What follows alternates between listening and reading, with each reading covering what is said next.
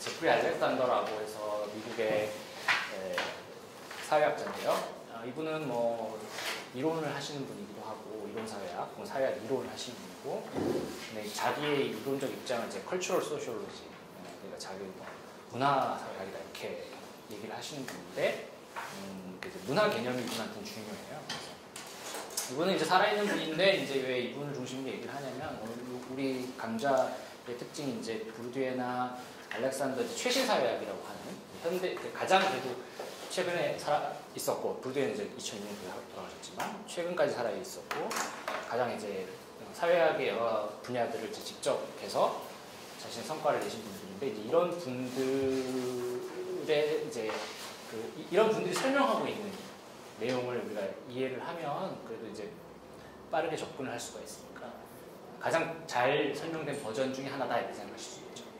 그래서 알렉산더라는 분이 뭐 원래 이제 뭐 이런 문화나 이런 개념은 그 전에 이제 중요한 분들이 굉장히 많죠. 너무나 많은데 고전 사회, 고전 이론이나 이런 데서 되게 중요한 분들이 많은데 그런 이론들을 다 이제 합쳐가지고 이제 설명을 하는 거기 때문에 그래도 좀 쉽게 할 수 있지 않을까 생각해서 이렇게 얘기를 했고요.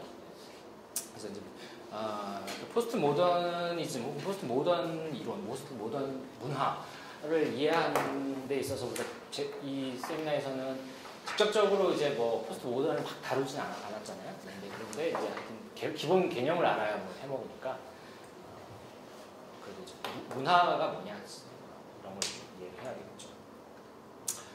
근데 사실 굉장히 방대해요. 한 학기 분량인데 다음 학기에 서강대에서 이제 한 학기 문화 이론 강의해야 되는데 한 학기 분량을 지금 해야 되는데 어떻게 해야 되지?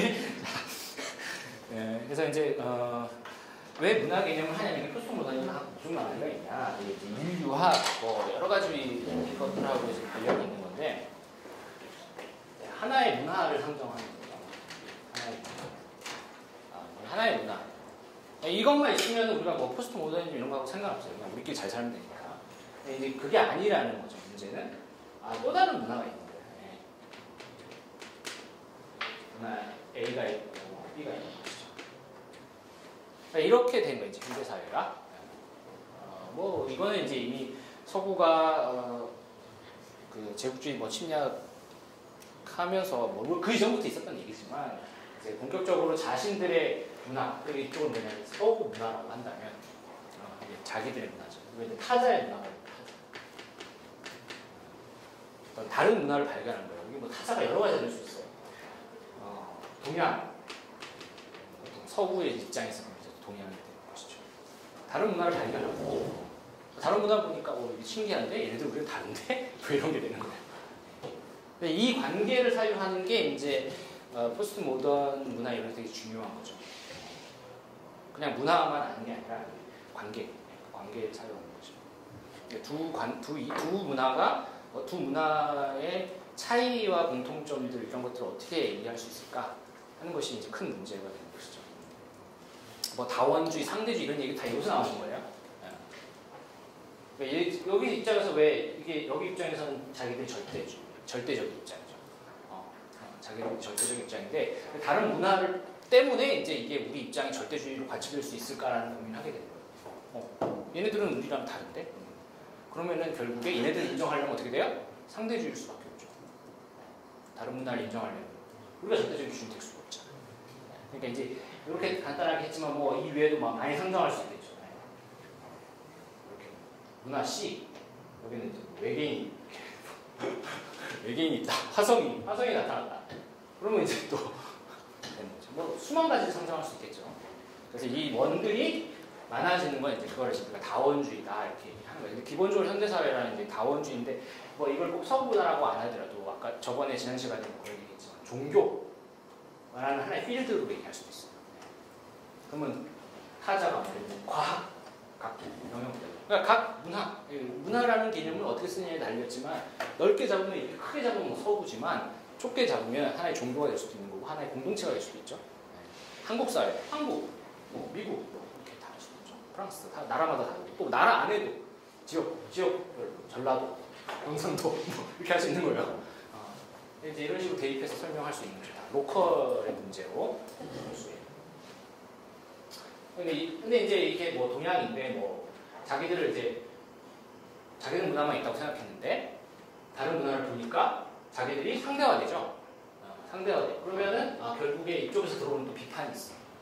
너희들은 서구가 아니라 사실은 서구고 너희들은 이제 원래는 보편이라고 생각했지 자기들 보편이라고 생각했는데 동양의 입장에서 보니까 너희는 서구고 그리고 동양인이 아니고 너희는 백인이고 근데 이제 또 여성들의 입장에서 백인 남성이고 그리고 뭐 예를 들면 다른 그 동양 종교의 입장에서 보면 기독교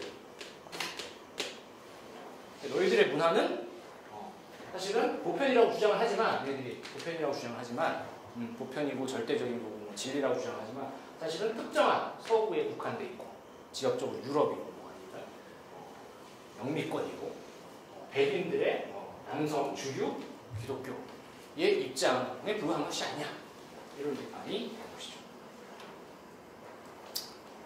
이제 이런 관계를 사유하는 데 있어서 이제 문화라는 개념이 중요하다라고 합니다. 뭐 이렇게 뭐 많이 써놨는데 또 매번 쓸 때부터 너무 많이 쓰는 것 같아요. 어떻게 이걸 이거보다 그래서 사실은 이제 이 접근을 하는 데 있어서 여러 가지 방식이 있어요. 여러 가지 인류학의 성찰, 그다음에 뭐 사회학적 성찰, 지금 뭐 제 연구는 사회학이라고 할 수도 있겠지만, 이제 이런 것들을 인식론적으로, 철학적으로 사유하는 것이 과학 철학을 여기서 이제 도입을 합니다. 철학 혹은 철학이죠. 철학인데 이제 또 과학 철학이라는 데서도 이 문제를 가지고 사유를 해요. 네. 여기에서 이제 등장하는 사람이 토마스 쿤이죠. 가장 많이 알고 있는 세계에서 가장 많이 인용된 사람 토마스 쿤의 패러다임 개념. 패러다임 개념에 대한 얘기. 그리고 이 패러다임 개념에 대해 그 개념이 어떤 것들과 이제 교보자분 혹은 상관관계 혹은 유사성 혹은 영향을 받았냐 그러면 위트겐슈타인의 보통 후기 위트겐슈타인이고 철학적 탐구라는 책에 나오는 얘기들 중에 언어 게임 개념, 언어 게임이라는 개념하고 그다음에 삶의 형식, 삶의 양식 뭐 이렇게 번역하는데 이걸 번역이 조금 애매해요. Forms of Life라고 하는 개념 이런 것들과 관계가 있어요. 네. 이런 이제 그 철학적 그 개념 배경의 영향을 받아서 이런 것들을 이제 사회학자들 적용을 하고 이제 인류학에서도 이런 것들을 가지고 얘기하고 인류학은 이제 먼저 경험적으로 이런 얘기를 하기 시작했는데 이것이 이제 철학적인 개념들하고 만나서 더 잘 설명을 되고 그렇게 되는 거죠. 그래서 우리 세미나에서는 이제 큰 그림을 그려놓고 이렇게 역추적해서 개념을 이해하는 되는데요. 그럼 이제 이게 문화라는 것이 쉽게 얘기하면 이제 패러다임적으로 패러다임하고 비슷하다 이렇게 생각하면 된다고요. 네. 유사하게 생각할 수 있거든요. 패러다임, 그다음에 언어 게임, 그다음에 Forms of Life 이런 개념들과 문화 개념을 비슷하게 생각할 수 있다라고 하는 것이죠. 애초에 이제 뭐 토마스 쿤이 패러다임이라고 얘기한 거는 과학에 국한된 얘기죠. 과학사에 대한 얘기, 과학사에 국한된 얘기를 하는 것이고 과학이라고 하니까 그냥 합리적인 것, 이성의 영역, 논리적인 것, 그러니까 논리로만 구성되어 있는 것. 과학에 있는 것은 전부 사람들이 엄청 이성적이고 막 머리가 깨어 있어서 이게 이제 그런 과학에 대한 그게 신합니다. 과학자들은 아주 브라이트하고 아주 물론 브라이트하겠지. 브라이트하고 아주 명석하고 그다음에 졸지 않는 사람 그런 이미지. 누가 실제로 이런 표현을 썼는데 과학의 이미지는 과학자의 이미지는 학자, 과학자의 이미지는 혹은 또 철학자도 마찬가지. 철학자의 이미지는 졸지 않는 사람, 뭔가 항상 머리가 이렇게 맑은 사람, 이렇게 생각을 하는데, 근데 이제 우리 같은 이제 평범한 사람은, 저 같은 사람은 이렇게 안개가 항상 끼어 있고 흐리멍텅하고 이제 이런 거죠. 애매하고 항상 이렇게 뭔가 안개 속을 헤매는 듯한, 공부할 때마다 책을 읽으면 막 안개 속을 헤매는 것 같은 그런 느낌. 이제 그런 게 이제 우리인데, 과학자들한테는 이제 그렇다는 거예요. 과학자들이 얘기하는 거는 항상 선명한 뭐 이런 건데, 그러면 이제 과학이라는 걸 정의했을 때, 과학이라는 거는 그런 전통적인 사회 혹은 우리가 상식적인 일반적인 사회는 과학은 하나의 논리적인 결과물, 아주 철저하게 이성을 완벽하게 활용해서 논리로만 구성된 것, 결과물, 뭐 이렇게 생각을 한다는 거죠. 근데 이제 토마스 쿤의 합의가 여러 가지가 있지만, 과학이라는 것이 단지 그런 왜 이성의 산물인데, 그 이성이 이제 어떻게 구성되느냐 하는 문제가 있죠. 근데 그 과학이라는 것이 하나의 인간의 실천이다라고 합니다. 인간의 실천. 그리고 하나의 이제 실천 문화, 문화적 실천. 여기서 말하는 문화라고 합니다. 과학이라는 것이 하나의 문화적인 것이다. 인간의 활동, 인간의 문화적 활동으로 이해를 하는 거예요. 인간의 문화적 실천으로 이해를 하는 거예요. 과학은 좀 다르죠, 이미지가? 원래 아까 말씀드렸던 과학이 이성이다 라고 하는 것, 뭔가 논리적인 것이다 라고 생각하는 것은 마치 과학이라는 것이 이렇게 딱 논문과 책으로 딱 쓰여져서 여기 딱 이 안에 이제 모든 것이 담겨 있는 거예요. 그러면 과학은 이제 딱 명제화할 수 있는 거죠. 첫 번째, 두 번째, 진리는 뭐다. 그렇게 해서 과학이 뭐 이런 것이다. 이렇게 딱 할 수 있는 거라고 생각하는데, 과학은 그런 걸 다 포괄해서 그거는 하늘에서 뚝 떨어진 어떤 이성의 초월적인 작용 뭐 이런 게 아니라 인간들이 그냥 함께 만들어가는 하나의 문화다. 특수한 문화다.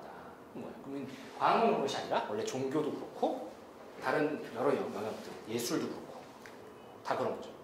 그 이제 하나의 그런 이제 과학을 제외한 다른 영역들은 그냥 인간의 문화적 실천이라고 이해를 해 왔어요. 그런데 과학은 그게 아니라고 생각을 했죠. 과학은 뭔가 독특한 거라고 생각했어요. 과학은 특수하고 굉장히 과학만이 뭔가 그런 인간적인 것과는 거의 비인간적인 거라고 생각했죠. 인간이 이성이지만 굉장히 비인간적일 수 있는 그런 거라고 생각을 했죠. 그리고 인간과 동떨어져서 과학이 구성되면 그 절대적 진리처럼 이렇게 생각을 했던 거죠. 그런데 이제 쿤이 한 이 패러다임이라는 얘기는 과학도 하나의 인간들이 만들어가면서 그 안에서 실천을 하면서 만들어진 하나의 문화적인 것이다. 이렇게 이해를 하게 돼요. 그러면서 이제 여기서 말하는 문화라는 것도 패러다임 개념으로 이해할 수 있게 되는 것이죠.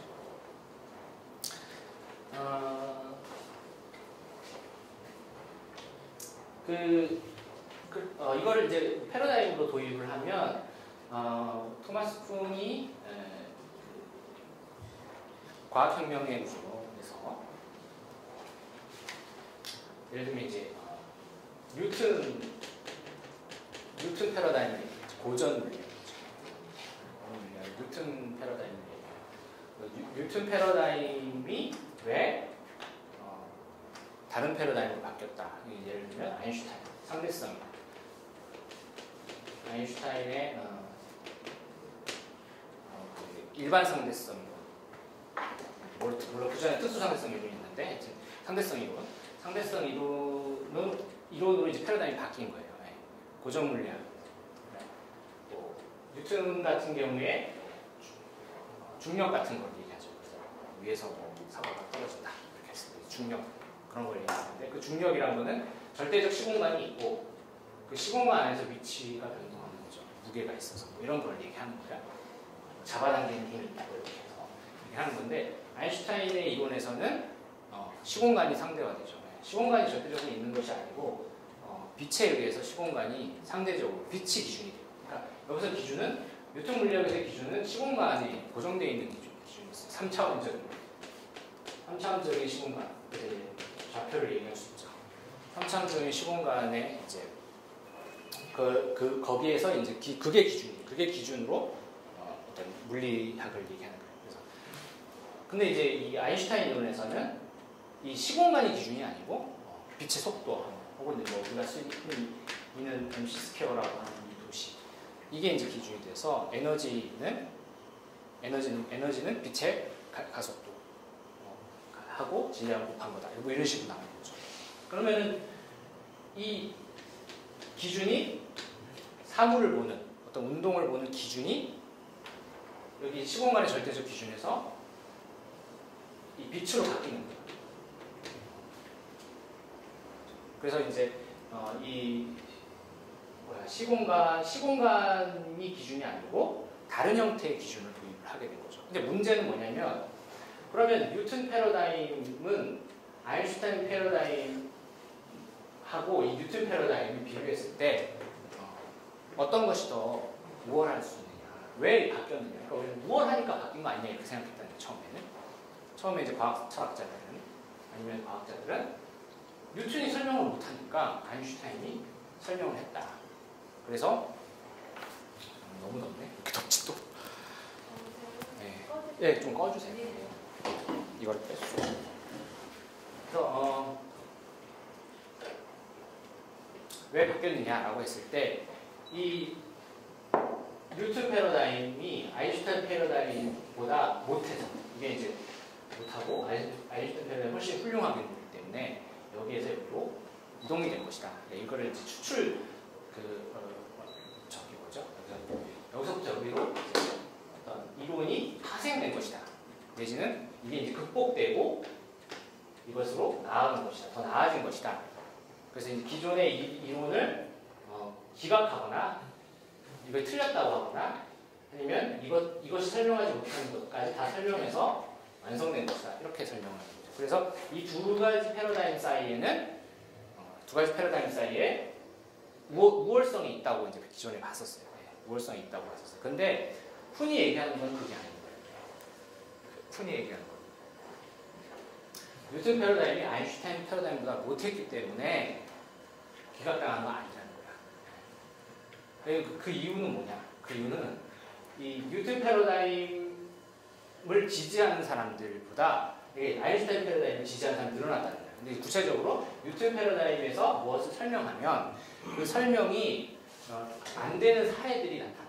그걸 이제 변칙 사례라고 하는데 그 아노말이라고 이제 앱노말은 그 노말한 것이 아니라 어떤 이 설명될 수 없는 질서를 벗어난 그런 변칙 사례들이 나타나요. 경험 사례들. 이 이론, 뉴턴 이론으로 설명할 수 없는 하나의 이론으로 띠오리로 설명할 수 없는 어떤 사례들, 경험 사례들이 데이터들이 나타나는데 그 데이터들을 뉴턴 패러다임이 설명을 잘 못하는 거예요. 근데 처음에는 설명을 못해도 뉴턴이 잘못했다고 생각하는 것이 아니라 내가 설명을 잘 못하는 내가 잘못했다고 생각하는 거예요. 그죠? 그래서 이제 과학자들이 계속 이 뉴턴 패러다임의 이 경험 데이터를 일치시키려고 노력을 하죠. 모든 걸 뉴턴 패러다임으로 생각하는 거예요. 이론으로. 여기서 이제 뉴턴 이론으로 다 설명하려고 노력을 하는데 그게 어느 순간에 오면 다른 설명될 수 없는 자료들이 나타나는데 그 자료들이 나타났다고 믿는 학자들이 늘어나요. 그런 학자들이 늘어나면서 그런 학자들이 늘어나도 대안 이론이 없을 경우에는 계속 이걸 유지하는데 다른 이론이 등장하는 거예요. 다른 이론이 등장했을 때 대안이 있잖아요. 그랬을 때 한두 사람씩 여기로 눈을 돌리게 돼요. 아, 여기서 설명 못하는 거를 여기서 설명할 수 있구나. 그러면 몇몇이로 이동하죠. 지지자가 이동하다가 이 기존에 이걸 지지하는 사람들은 늙어 죽어. 그러면 점점 젊은 사람들이 이걸 지지하게 돼요.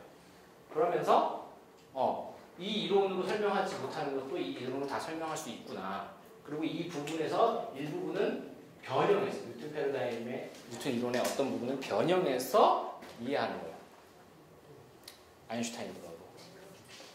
그러니까 이 이론이 포함하는 게 아니에요. 포함하는 게 아니고 이 이론을 재구성해버려요. 전에 이론 설명하지 못했던 것들을 재구성해서 새로운 이론으로 바꿔버려요.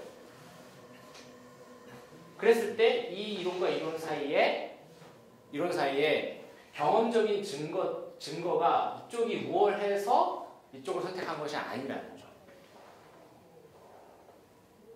그러면 이 둘 사이에는 무엇이 더 우리가 객관적으로 우월한지 판단할 수가 없다는 거예요. 객관적으로 우월할 수. 그거를 가리켜서 이제 핵심 개념이 이 패러다임보다 더 중요한 부분 중에 하나는 중요한 이론은 이 패러다임의 속성이 이 두 가지 이론들 패러다임들 사이에는 어떤 공통의 기준이 없다. 그것을 통합 불가능성이라고 합니다. 영어로는 incommensurability라고 하는데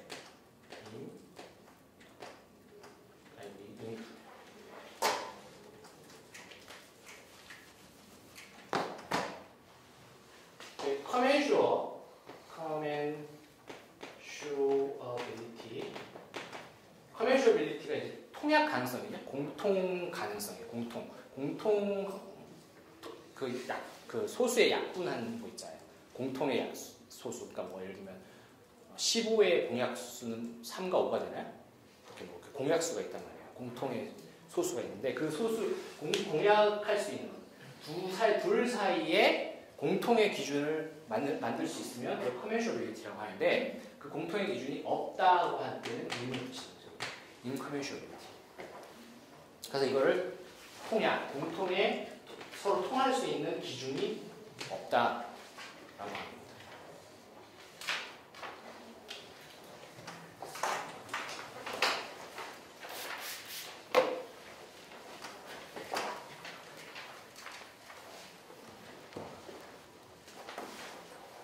그래서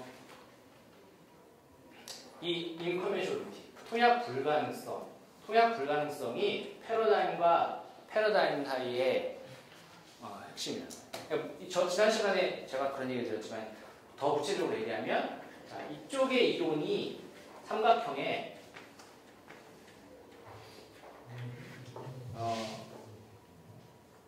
밑변이라고 칩시다. 밑변. 이게 뉴턴 이론이에요. 이게 아인슈타인 이론이에요. 그러면 여기서 이제 이 빗변을 계산을 하려면 여기가 만약에 3이고 3cm고 여기 2cm면 여기는 루트 뭐 3 곱하기 2가 되나요? 어떻게 되나요? 까먹었어. 루트가 되는 거예요. 그러면 이거는 3이라는 척도를 가지고 있어요. 루트 이론은. 아인슈타인 이론은 2라는 척도를 가지고 있는데 이 둘 사이를 판단하려면 공통의 이 두 수를 다 설명할 수 있는 공통의 기준이 나와야 되는데 그 기준이 하필이면 루트. 이건 뭐예요? 소수라는 거예요. 계속 나눠지는 거예요. 계속 자연수로 떨어지지 않는 걸 말하는 거고. 이 공통의 잣대를 3이라는 척도로 설명할 수 없고 3이라는 척도로 해도 이게 이만큼 남거든요. 2라는 척도로 해도 이만큼 남는데 이거를 아무리 이 기준으로 잘게 쪼개서 여기다가 붙여도 남는다. 계속. 이게 소수잖아요. 계속 그 잣대로 계산을 해도 계속 그것이 자로 측정이 안 되고 계속 이제 다른 어떤 계속 남는 부분이 생기는데 그 남는 부분에 대한 문제. 그 남는 부분이 사실은 공통의 기준을 만들 수가 없다라고 하는 걸 얘기하는 거예요. 그래서 이 뉴턴 패러다임과 아인슈타인 패러다임은 서로 다르다는 거예요. 다른데 어떻게 다르냐? 서로가 공통의 척도로 설명할 수 없는 의미에서 다르다라고 하는 거죠. 그러면 이거를 문화에도 적용할 수 있다는 거예요. 쿠는 문화에 적용하지 않았는데 다른 그 이후에 사회학자들이 적용을 하는 거예요. 그럼 문화라는 것도 마찬가지라는 거예요. 문화라는 것도 우리가 다른 문화권에 갔을 때 그 문화와 우리 문화 사이에는 통합이 불가능할 수 있다. 통합 불가능하다. 그 지금 무슨 얘기냐면 어떤 공통의 척도를 만들기가 쉽지 않다. 공통의 척도를 가지고 판단을 해야 되는데, 예를 들면 자 이제 그래서 이제 구체적으로 이제 서구에서 이제 다른 원시 사회에 갔단 말이에요. 예. 원시 부족 마을에 갔어요. 갔는데 여기에 주술을 행하고 있어요. 실제로 이제 나오는 거 아잔베 부족이라고 해서 이제 주술을 행하는 부족의 얘기가 나와요. 근데 주술을 행하고 있어요. 근데 우리 서구 문화는 뭐 과학이라는 게 있죠. 과학이라는 게 있어요. 그러면 이 주술을 과학이라는 기준을 가지고 판단을 하는 거예요. 근데 이게 전형적이죠? 이게 이제 이렇게 하는 거예요. 전형적으로 이렇게 과학이라는 걸 판단을 해서 주술을 그러면 이 주술이 말 그대로 주술이 되는 거죠. 주술이고 이거는 뭐 미신 이렇게 되는 거예요. 미신. 과학의 미신이다. 얘네들의 근거는 합리적인 것이 전혀 없다. 이렇게 되는 거예요. 그런데 인류학자들이 재밌는 상상을 해요. 자, 얘네들 중에 똑똑한 이제 이 마을에 이 부족에 똑똑한 사람이 그들 나름대로 인류학자가 됐다고 쳐보자. 그래서 여기 과학문화를 분석하는 야 니네들 보니까 니네들도 이상하다. 니네들 말이야. 구체적으로는 사실 무슨 얘기가 나오면 종교 얘기가 나와요. 신앙 얘기가 나와요. 예를 들어서 삼위일체 같은 게 예를 들거든요. 삼위일체 같은 거. 여기 보니까 야 니네는 하나랑 셋이랑 어떻게 이게 모순이 아니냐. 내가 보니까 모순인데 이렇게 얘기를 하는. 근데 이 서구 문화에 신학하는 분들은 이건 나름대로 역사가 있고 우리는 이게 잘 이해가 돼. 막 이렇게 얘기를 하는 거예요. 이제 그러면 대화가 안 되는 거죠. 네. 이랬을 때 어쨌거나 이쪽의 서구 문화의 어떤 문화적 척도와 이쪽 문화의 문화적 척도가 전혀 다른데 이 둘 사이에 이 둘 사이를 초월해서 하나의 보편적인 기준 이걸 룰이라고 하는데 사실 규칙이라고 할 수 있는데 이 기준 보편적인 기준 이 두 맥락을 초월해서 하나의 문화는 뭐예요? 문화는 컨텍스트죠. 상황 맥락이라는 거예요. 이 맥락을 각각의 맥락을 넘어서서 초월해서 보편적 기준을 가질 수 있느냐? 이 기준을 가지고서 그러면 이 공통의 잣대가 생기죠. 기준을 만들어야 돼요. 이 기존의 서구의 과제는 뭐였어요? 이 공통의 잣대를 만드는 거예요. 이 기준을 만들면 여기도 판단할 수 있고 여기도 판단할 수 있죠. 네. 여기 두 개를 다 판단할 수 있어요. 그 기준이 예를 들면 이런 거, 인류애가 될 수도 있고, 휴머니티라고 할 수도 있고, 그런 거를 먼저 하는 거예요. 그거는 누가 만든 거예요? 근데 특정한 문화권에서 만든 거죠. 그래서 만든 건데 그거를 가지고서 이제 보편적인 기준이라고 생각하고 하는 거예요. 예를 들면 살인을 하면 안 된다. 라는 기준. 자, 모든 문화를 초월해서 단 하나의 문화를 평가할 수 있는 기준, 보편적인 기준 만들 수 있다. 이건 동의할 수 있는 거 아니냐? 살인하면 안 된다. 동의할 수 있는 거 아니냐? 근데 이제 이게 이제 그 다음부터 문제가 되는 거예요. 그 다음부터 문제가 되는 거 뭐냐면 이걸 살인하지 말라는 거를 만약에 보편적인 기준으로 만들었다고 칩시다. 그죠? 근데 자, 우리 서구 문화에서 예를 들면 전쟁이 일어나요. 사람을 죽이잖아요. 그러면 이거 원칙이 위배된 거야 아닌가요? 형식 일단 위배된 거죠? 위배된 거예요. 근데 뭐라고 해? 그건 특수한 경우야. 이렇게 얘기하죠. 전쟁에서의 살인은 살인이 아니에요. 특수한 경우. 그거는 아니라고 이제 얘기하고, 어떤 신학에서는 이제 그걸 정당화하는 신학도 있고, 일반적으로 모든 이제 국가나 이런 데서는 그럼 전쟁 군인들한테 살인죄를 묻나? 전쟁 났는데? 아니죠. 안 묻죠. 근데 이제 어떤 부족에 실제로 있었거든요. 이게 어떤 인류학자가 자기가 여기 이쪽 부족에 들어가서 막 살고 있는데 연구를 하고 있는데 베트남 파병 단체 이제 베트남전 있을 당시에 징집이 된 거죠. 이 인류학자가. 자기 이제 끌려가야 되는데 베트남 전쟁 가야 되는데 얘네들 이해를 못하는 거예요. 부족 사람들이. 야 어떻게 니는 사람을 죽일 수가 있냐? 살인하지 말라는 원칙. 너도 나한테 살인하는 거에 대해서 이상하게 생각하지 않았냐? 근데 이 사람들은 뭘 해요? 평소에? 이 사람들은 평소에 자기가 사랑하는 사람이 죽거나 굉장히 슬픈 일이 발생하면 아무나 죽이는 풍습을 갖고 있어요. 자기들도 막 사람을 죽여. 그 이제 그게 머리 사냥이라고 해갖고 이 사람들이 화가 나면은 이제 긴 칼을 들고 가서 어디 멀리 마을 멀리 가요. 떨어져서 이렇게 숲에 숨어 있다가 사람이 지나가면 아무나 죽여요. 그러니까 목을 잘로 그거를 가지고서 이제 슬픔을 극복해요. 근데 그거에 대해서 죄의식이 없어요, 이 사람 전혀. 되게 웃기죠. 그래서 이제 인류학자가 너무 이상한 거. 야, 어떻게 저런 살인 행동을 아무렇지도 않게 하지? 그러면서 자기는 굉장히 도덕적 우월감을 가지고 있었대요. 근데 전쟁이 나니까 자기는 이제 전쟁 가가지고 사람을 죽여야 된다는 얘기를 이제 부족한테 하니까 이해가 안 된다는 거야. 얘네 왜 어떻게 그렇게 사람들을 죽일 수가 있냐. 사람이 사람한테 죽이라고 명령을 해서 갈 수가 있냐. 자기들은 명령받고 하는 게 아니라니까. 자의로 가서 이제. 자기들도 꽤 웃기죠, 되게? 이게 뭐야. 근데 이 살인하지 말라는 보편적 원칙은 둘 다 외래된 건가요?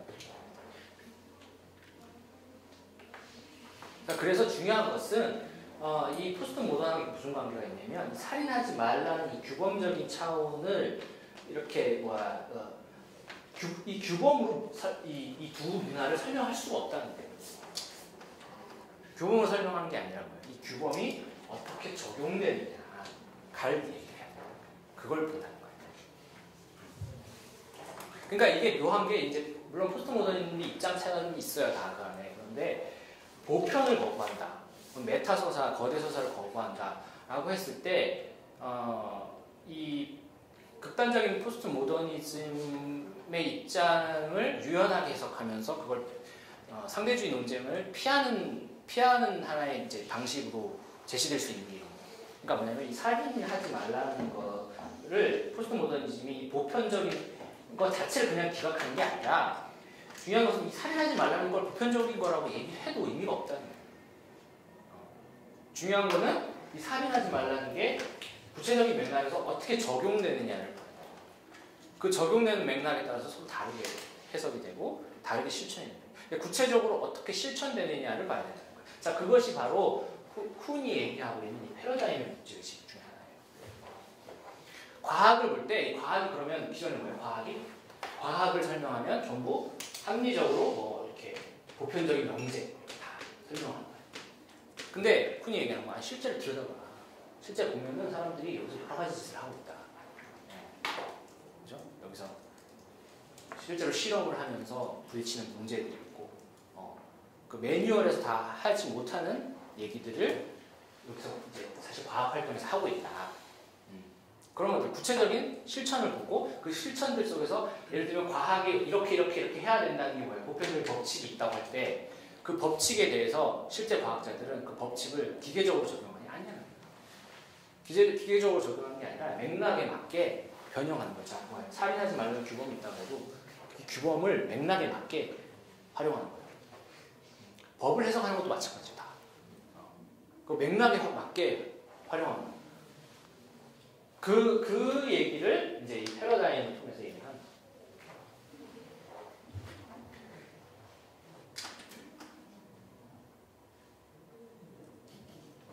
좀 어렵죠? 좀 어려울 수가 있어요. 지금 이 얘기를 사실은 처음부터 이 얘기를 하면 안 되고 원래는 이렇게 과학 철학 기초부터 해야 되는데 처음부터 막 패러다임 얘기를 하니까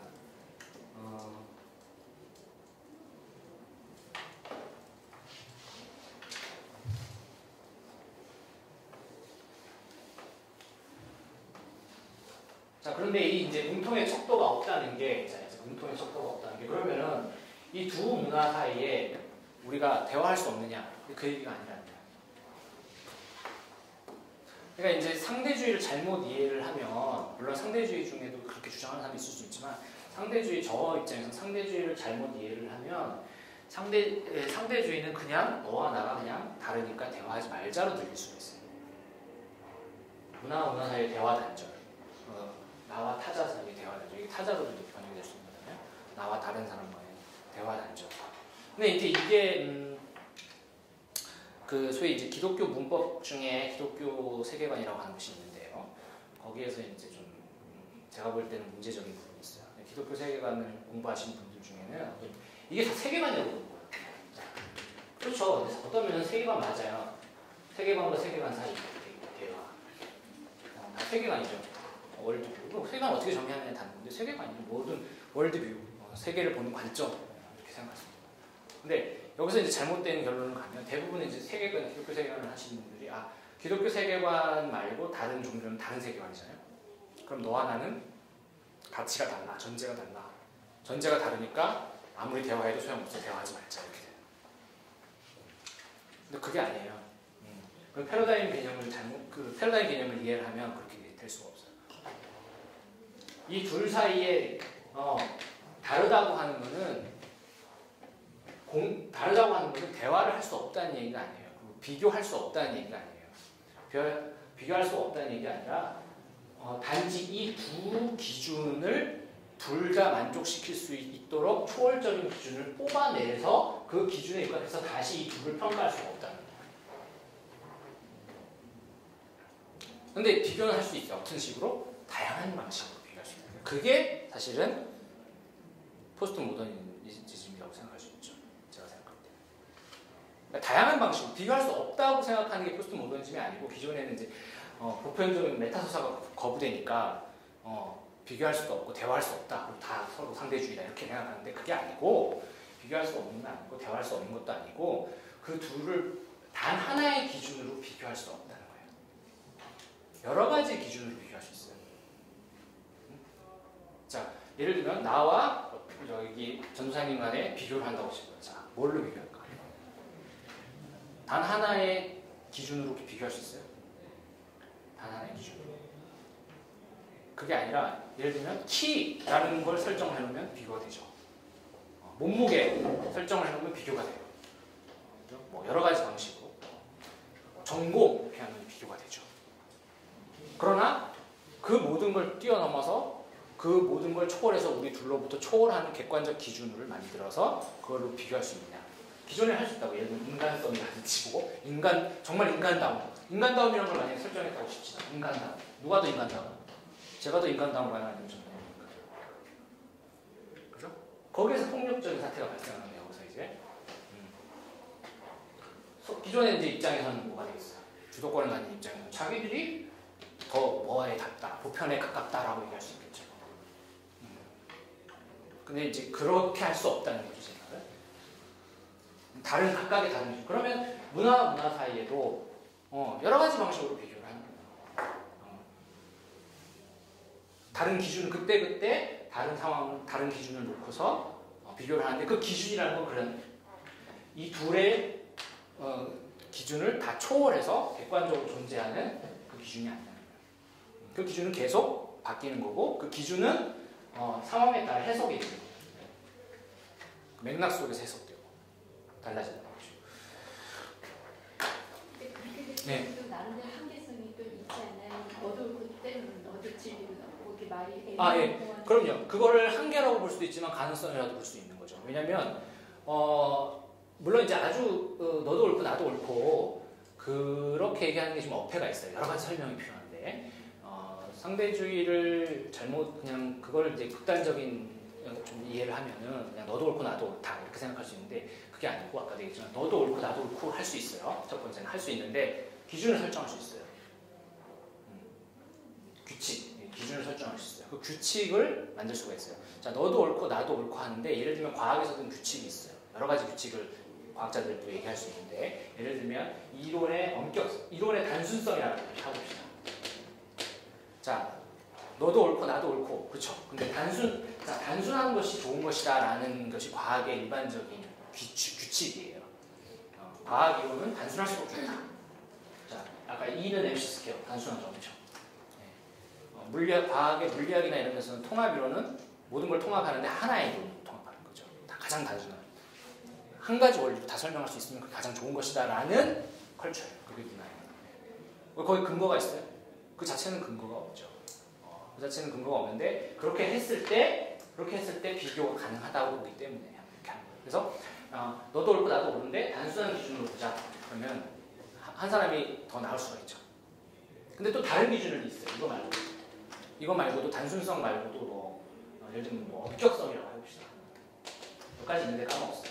있어요. 그럼 몇 가지 있습니다. 이 엄격성을 기준으로 봤을 때 예를 들면 단순성의 기준으로 봤을 때는 A와 B 중에 A가 낫다고 판단이 되는데 엄격성을 기준으로 보면 B가 나올 수도 있습니다.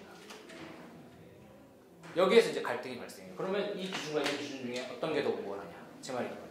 여러 가지 기준을 설정할 수 있는데 이 기준을 또 초월해서 또 하나의 기준을 만들어야겠죠. 그걸 못 만듭니다. 그걸 못 만들어요. 그래서 이제 너와 나가 다를 수 있는데 그리고 또 하나 이 문제가 있고 그 다음에 또 하나는 너와 나가 다를 수 있죠. 다를 수 있는데 그 다를 수 너도 맞고 나도 맞고 할 수 있는데 항상 그 말은 무슨 얘기냐면 틀릴 수 있다는 가능성. 그걸 이제 오류 가능성이라고 합니다. 오류 가능성. 틀릴 수 있는 가능성을 인정한다는 것에서 어떤 포스트 모던적인 사유의 핵심입니다. 이게 이제 그냥 단순히 메타서사만 거부한다 이 얘기만 하면 굉장히 뭐 우리가 나쁘게 들리는데 제가 볼 때는 그게 아니라 오류 가능성을 인정하는 거예요. 지식, 모든 진리와 과학 지식에 틀릴 수 있는 가능성. 너도 틀릴 수 있고 나도 틀릴 수 있다는 거예요. 그 가능성을 열어놓는 거예요. 근데 이제 그거를 이제 인정하기가 쉽지는 또 않죠. 네. 그 오류 가능성을 얘기하는 거고. 그래서 이제 패러다임이라는 것은 결국에 이 다른 패러다임이 또 등장한단 말이에요. 할 수 있단 말이에요. 그러면 뭐예요? 기존의 이론이 틀릴 수 있다. 근데 그 틀린다는 것도 사실은 무슨 얘기냐면 어떤 객관적 기준에 의해서 틀리는 게 아니고 객관적 기준에서 틀리는 게 아니라 주어진 그 상황 하에서 지금 현재의 그 공동체가 하나의 그 문화를 받아들이고 있는 집단이 집단이 합의하는 범주 내에서 그렇게 되는 거죠. 역사적으로 이제 상대화하는 거예요. 그건 맞아요. 역사적으로. 흔히 이제 과학사를 가르치면서 이걸 패러다임 개념이라는 얘기를 한 거기 때문에 과학의 역사를 쭉 보니까 얘가 얘로 필수적으로 대치되는 이유를 발견할 수가 없는 거예요. 그냥 얘가 논리적으로 이겨서 그것도 아니고 논증을 얘가 더 논증이 우월해서 그것도 아니고 어느 날 보니까 이렇게 된다는 거예요. 근데 거기에 대한 이유들을 이제 나름대로 설명을 하는 거죠. 그래서 이제 패러다임이라는 것이 우리가 흔히 쓰지만 이 패러다임 시프트, 패러다임이 변한다라고 하는 말들을 한번 잘 생각해보세요. 패러다임이 변한다는 거는 다른 식으로 사유한다는 거죠. 다른 식으로. 그 전과는 다른 식으로. 근데 그 전의 사유를 완전히 뭐 그게 틀려서 다르게 사유한다기보다는 다른 방식으로 사유함으로써 얻어지는 어떤 효과들이 있는 거예요. 그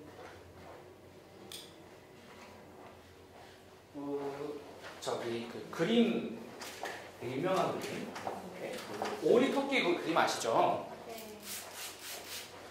오리 토끼 그림.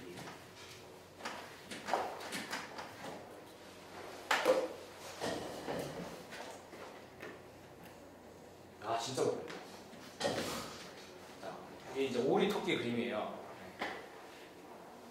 자 이거를 이제 패러다임의 얘기로 할 수 있어요. 패러다임 얘기도 이제 이게 이 오리 토끼 그림인데 뭐냐면 자 토끼로 보는 게 맞아요. 오리로 보는 게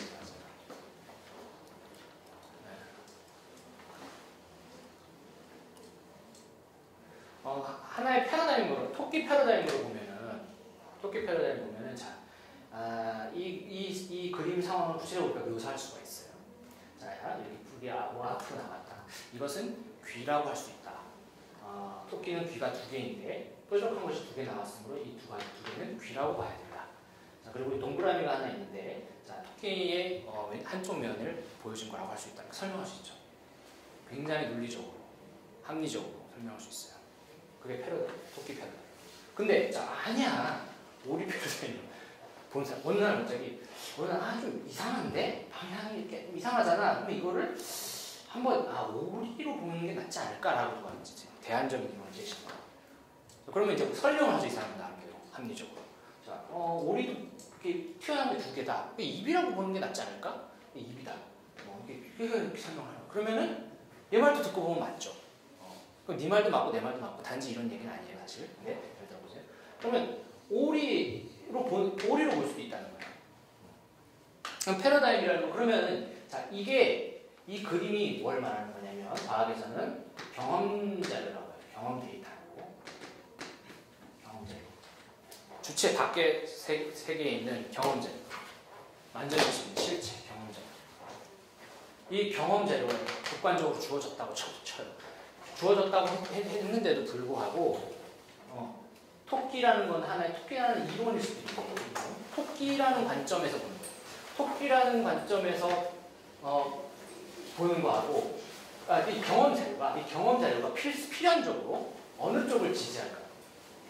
자, 어느 쪽을 지지하는지 말할 수가 없다는 거예요. 경험 자료 그 자체는 둘 다로 해석이 될 수가 있어요. 그죠? 경험 자료 그 자체는 말해주지가 않아요. 이거는 이제 철학적인 여러 가지 얘기도 다른 방식으로 할 수가 있는데, 어쨌든 이 경험 자료 자체가 어느 쪽을 지지하는지 말해주지 않는다는 거예요. 그럼 둘 다 되느냐? 둘 다 아무거나 되느냐? 될 수는 있죠, 이론적으로. 그런데 실제적으로는 그렇게 되지는 않아요. 왜냐하면 여기를 지지하는 사람들이 있고 여기를 지지하는 사람들이 있거든요. 물론 여기서 그냥 단순히 파워 게임은 아니에요. 단순히 여기 지지하는 사람이 많으면 우리가 되고 이게 상대주의를 극복하는 잘못된 대안 중에 하나는 뭐예요? 그냥 파워 게임으로 이해하는 거. 목소리 큰 놈이 이긴다 이런 식으로 이해한다든지 힘센 놈이 이긴다 해가지고 지지하는 사람이 많으면 이게 이제 이걸로 되는 거예요. 이렇게 생각하는데 단순히 그 문제는 아니에요. 그 문제는 아니고 이 우리라고 주장하는 것도 나름대로 굉장히 많은 설명들을 부여해요. 여기도 많이 부여하죠. 근데 이 설명들을 아까도 얘기했지만 이 설명들을 뛰어넘어서 단 하나의 척도를 다시 추출해낼 수 있느냐 합의를 봐야 되잖아요. 이기려면 누가 싸우면 이기려면 단 하나의 토론 규칙을 만들어야 되는데 그 단 하나의 둘 다 만족할 수 있는 단 하나의 토론 규칙을 만들 수 있냐 없어요. 그게 없다는 거예요. 그래서 이제 패러다임과 패러다임 사이에는 이게 바로 통약 불가능하다는 얘기예요. 하지만 우리가 대화는 할 수 있다. 계속 얘기했지만 하지만 이제 논쟁을 할 수가 있죠. 얘가 이런 기준에서 보니까 이렇더라. 너는 이렇게 보면 어떠냐? 아니 나는 아닌 것 같아. 이렇게 얘기할 수 있죠.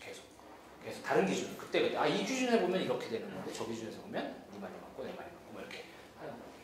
그래서 이 경험 자료 자체가 이론을 반드시 지지하지 않는다. 근데 이제 이거는 굉장히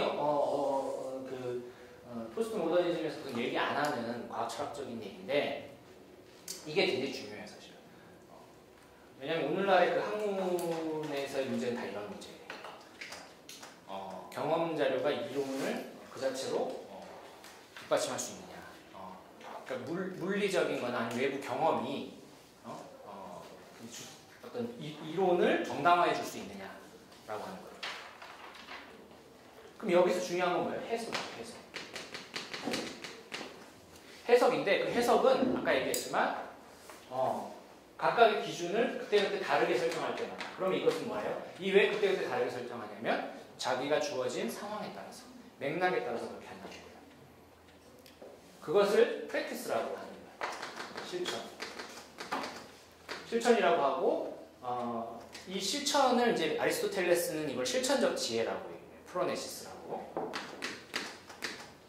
프로네시스. 실천적 지혜라고 표현해요. 그 보편적인 법칙을 그 자체로 그냥 관철시키는 게 아니라 이 보편적인 법칙이 그 자체로 존재하는 건 아니에요. 그 자체로 존재하는 게 아니라 특정한 맥락에 의해서 그 맥락 속에서 해석될 때에만 작동할 수 있는 거예요. 이해될 수 있는 거예요.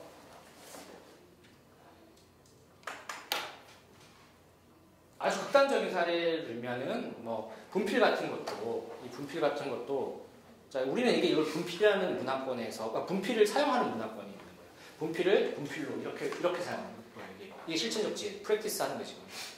이거를 이런 식으로 사용하면 이게 분필이에요. 근데 이거를 전혀 이렇게 사용해보지 않은 어떤 문화권에 이 분필을 던져줬다고 생각해보세요. 어떻게 쓸까요? 모르죠. 알 수 없어요.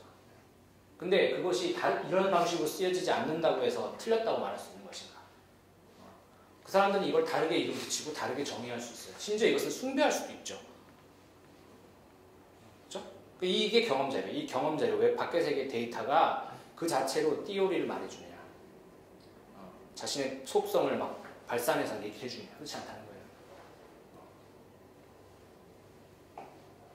그러면 이 경험 자료는 우리가 흔히 옛날에는 이걸 사실이라고 했죠. 팩트.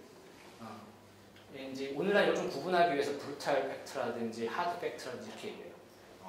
요즘 뭐 그런 그 인터넷 용어에서는 뭐라고 그러더라? 무슨 사실이라고 그러죠? 그냥 팩트라고 그래요. 아니 뭐 있잖아요. 뭐 되게 이상한 용어 쓰던데. 모르세요? 팩트 폭력. 그냥 정말 그 사실 그 자체야. 전체 이거는 정말 그냥 사실이다. 이렇게 드러내주기 위해서 이제 강조하기 위해서 그런 말을 쓰는데 사실 이제 이런 사실의 영역이 그 자체로 사실을 알 수가 없는 거죠. 왜냐면 이 자체로 얘가 오리인지 고리인지 알 수가 없어요. 오리인지 토끼인지 알 수가 없어요. 그럼 여기에 우리가 해석이 보게 되죠. 이 해석, 토끼를 보거나 오리를 본다는 것은 이것이 단지 어떤 명제를 얘기하는 것이 아니라 이것이 우리의 가치, 밸류라는 밸류이기 때문에 문제예요.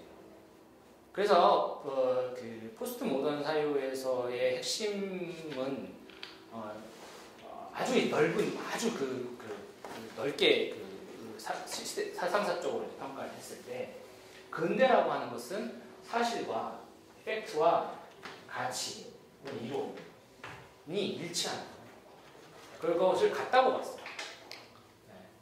사실과 가치가 통합되어 있다. 그러니까 이걸 실증주의라고 해요. 이걸 실증주의라고 하는데 가치는 사실로부터 나온다고 믿는 거예요. 네? 무슨 얘기인지 아시겠죠? 가치.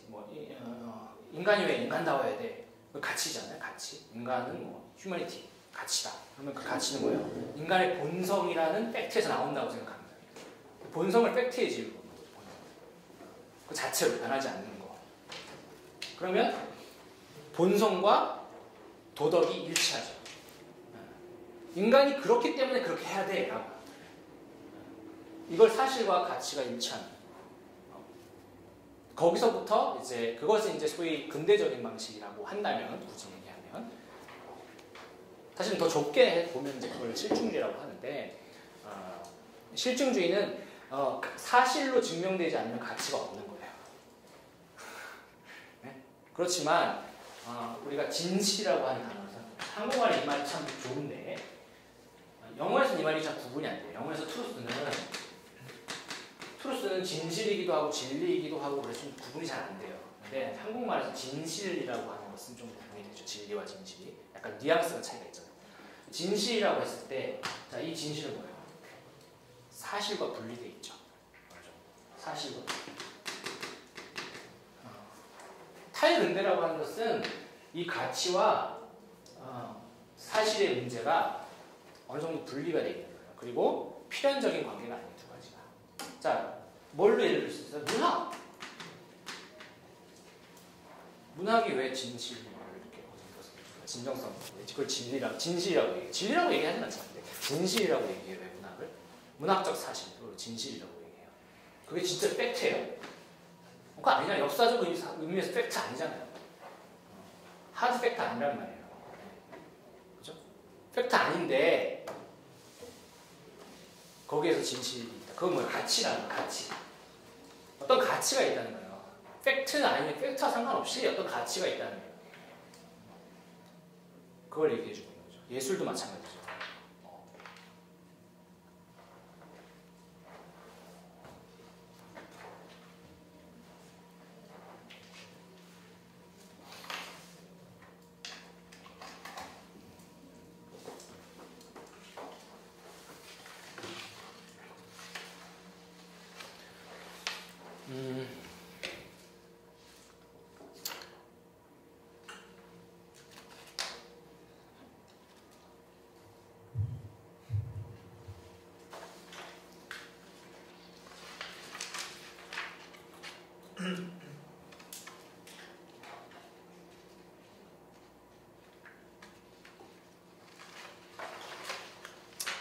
오늘 그 문화 얘기는 뭐 별로 그렇게 할 만한 얘기가 아닐 것 같은데 여기까지 일단 해보고요. 그 패러다임 개념부터 해야 되나? 비트겐슈타인 얘기는 안 해요. 그래서 이걸 이제 문화의 차이로도 얘기했지만 언어의 차이로도 얘기할 수 있어요. 언어의 차이로도 얘기할 수 있어요. 한국어와 영어, 한국어와 영어의 차이 이렇게 볼 수 있어요. 한국어와 영어가 이제 오늘날에는 이게 많이 이제 우리가 그거를 같이 쓰니까 이제 그 차이가 별로 안 느껴지지만 영어의 어떤 단어를 한국말의 어떤 단어로 1대1로 번역할 수 있느냐 라고 하는 거예요. 1대1로 대응하느냐 그런 문제들이 아까 저 트루스 얘기했잖아요. 자, 트루스를 번역을 할 때 한국말을 번역할 때 어떤 맥락에서는 진리라고 번역해야 되고 어떤 맥락에서는 진실이라고 번역해야 돼요. 그렇다면 트루스에 대응하는 단어는 두 개가 되죠. 하나가 하나로 바로 번역이 안 된다는 거예요. 이걸 1대1 대응이라고 하는데 1대1로 대응이 되지 않아요. 1대1로 대응이 되면 우리가 번역이 훨씬 쉽죠. 그러나 맥락이라는 게 주어지잖아요. 맥락에 따라서 다르게 번역해요. 그래서 단어들 그렇잖아요. 영어 단어들도 단어선을 찾으면 한국말하고 다른 여러 가지 의미가 있을 수 있고 굉장히 다양한 함의를 가지고 있는데 그런 것들을 바로 똑같은 우리말에 해당되는 단어가 없을 수도 있어요. 그렇죠? 없을 수도 있어서 다른 말로 대체할 수 있고 이렇다는 거죠. 근데 이런 것들이 이 언어와 언어 사이에 어떤 통역 불가능한 지점을 얘기해 줍니다. 그러면 자 아까 얘기했지만 트루스와 진실이라는 단어가 있을 때 이 두 단어를 초월해서 이 두 단어가 합의 볼 수 있는 한 가지의 개념을 추출해서 이 개념을 가지고 이 두 가지를 동시에 번역할 수 있느냐? 못한다.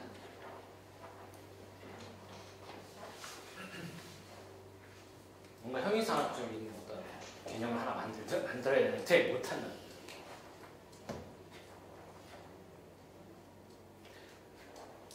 그래서 이걸 이제 그랬을 때 이 언어 안에서 우리가 언어 안에서 주어진 언어 안에서 살아갈 수밖에 없고 이 주어진 언어 안에서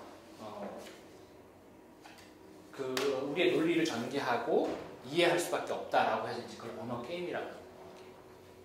모든 건 언어 게임이다 이렇게 보는 거예요. 종교도 언어 게임이고 과학도 언어 게임이다. 종교와 과학 사이에 대화를 한다. 그럼 각각의 언어 게임이 있는 거예요. 게임에는 왜 게임이라는 말을 붙였어요? 거기에 규칙이 있다는 거예요. 룰이 있다는 거예요.